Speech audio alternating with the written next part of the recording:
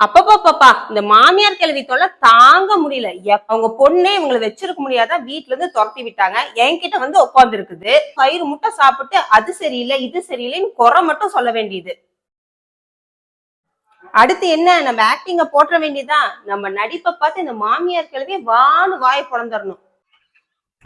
என்னடி வீட்டை கழுவி விடுனாக்க இப்படி நடு வீட்டுல படுத்து கிடக்குறேன்.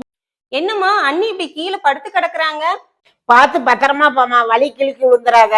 அடிப்பாவி, நான் இங்க கீழ் உளுந்து கால் உடைஞ்சு கிடக்குறேன். என்ன தூக்காம சும்மா போறவள பாத்து போன்னு சொல்றாளே இந்த மாமியார் கிழவி.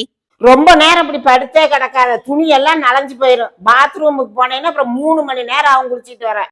வீடு துடைக்கும் போது கீழே விழுந்து என் காலே உடைஞ்சு போச்சு. இனிமேடிக்கு என்னால நடக்க முடியுமான்னு கூட தெரியல. எனக்கு வீல் சேர் வாங்க கூட காசு இல்ல. பக்கத்து வீட்டக்கா அந்த மரத்தை வெத்தி ஒரு குச்சி செஞ்சு கொடுங்க, நான் அந்த குச்சியை ஊனி ஊனி இனிமேட்டு நடந்துக்கிறேன். கௌதமி, உன் நடிப்பு சூப்பர்.